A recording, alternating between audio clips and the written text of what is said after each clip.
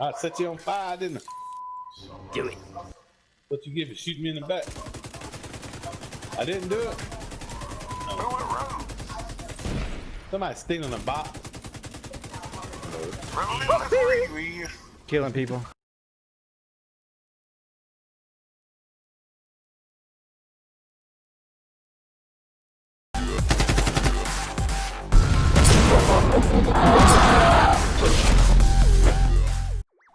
What is up, Gorilla Nation, and welcome back to another Division 2 video.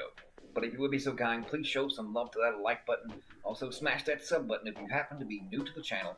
Don't forget to reach up there, trigger the bell, and turn on post notifications, so that way you never miss a live stream or a video that is uploaded. Well, this is definitely, most definitely, utterly the best thing that could possibly happen as of right now. Yes, and I know it's a sore topic, and a lot of people would say, well, just get over it. It is what it is. The devs do not care. Thus, if they did, then they'd actually do something about it. Yes, we're talking about PvP, but also in a little bit of PvE as well, but mostly PvP. Now, how many of you out there, show of hands, of course I can't see you, but you can tell me in the comment section, actually use protected reload talent? Don't worry, I'll wait. Practically no one, because there are far better talents out there. So my question is, talents like that, why are they even in the game? I mean, they have taken out two of the best talents, in which would be a lot better if they incorporated other than protected reload. I mean, let's face it, they took out stop, drop, and roll. Remember the whole fiasco as far as people saying that the bleed was too strong before Title Update 10? Well, they could have left it alone if they had left in the talent stop, drop, and roll. I mean, that would be far more useful than protected reload. But not just that one. Another forgotten talent is patience. They, in the devs' own words, they want this to be more of a cover-based shooter. So why take out one talent, which is patience, where you gain 5% armor every second after 5 seconds, and put in talents like Adrenaline Rush and Intimidate, and of course the Lady Death, that promote running gun style gameplay, if you actually stated that you wanted to be a cover-based shooter. It's like they're talking out of the sides of their mouth. They have absolutely no idea what they're doing. They say one thing and do another. They fix one thing, they break 5 things. But the game has awesome potential, and I still love this game. That's why I'm doing this video. They need to bring back stop, drop, and roll, for one, so that way they can take back the bleed hive, damage-wise, back to what it was. That's one.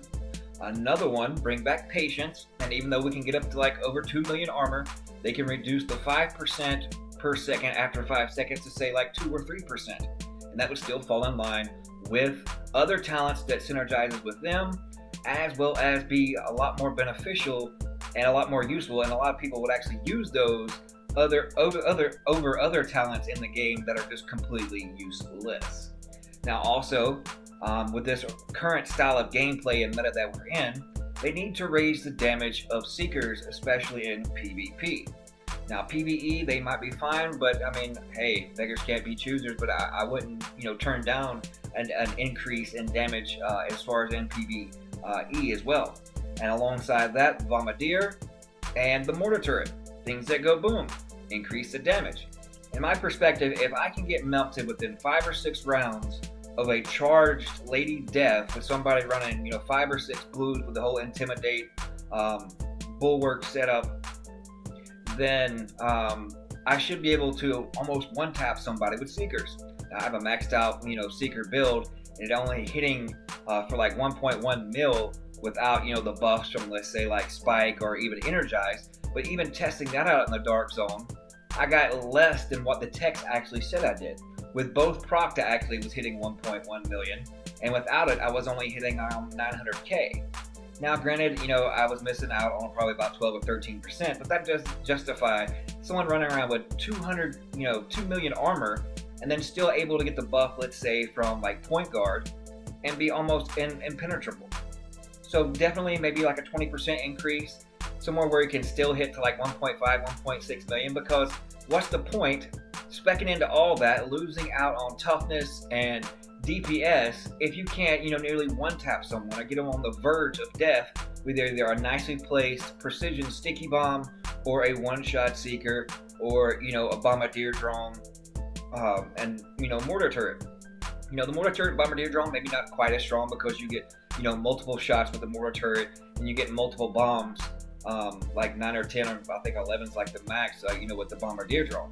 But still, they should get an increase because what's the point? No one specs into explosive resistance because those things are so weak. So they can bring out mods for the blue mod spots as far as explosive resistance because nobody runs them as an attribute role on their actual pieces. Now the other things that would be a game changer, and we're talking PvE here, and that would be the NPCs still blind fire you with 100% accuracy from 2 blocks down the road. So I think that's the NPCs still need a little work. There are certain rusher NPCs and non-rusher NPCs that'll come right up on you, skipping, with their gun cocked sideways, meaning they have the kill shot, dead set on you, and they're hopping and skipping, and you plow into their face with 20 rounds, and they do not flinch. Now, I like running the tip of the spear. It seems like a lot of times it's like a 60-40. 60% of the time they do not stagger, which is they're supposed to, with the specialist weapon, the grenade launcher, nor the seeker, nor any other things that go boom when they are actually supposed to stagger them with explosions.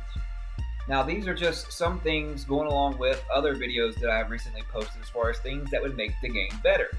And according to the current PvP meta, implementing these, stop, drop, and roll, and increasing the damage in seekers, and hive, and bombardier drone, and things of that nature, as I aforementioned, would bring a lot more balance into the game. Not everybody would be running the whole Lady Death because that's basically all you see in the Dark Zone is everybody running to Lady Death. Now, with everything else that's currently been in the game up to date, when everyone's actually using it and it becomes an outlier, they tend to nerf things.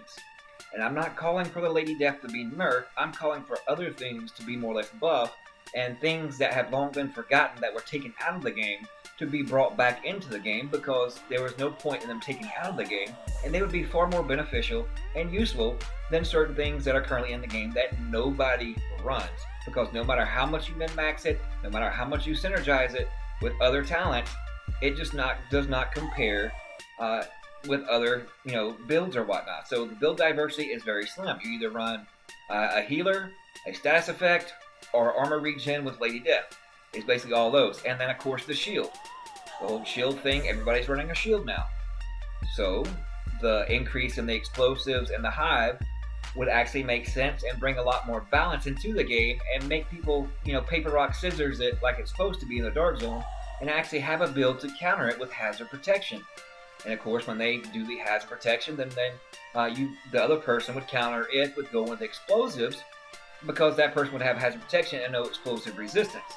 Now, another thing that I've actually been talking to a lot of people about is skills that actually give dual damage. And what I mean by that is an initial damage and explosion and then followed by a status effect.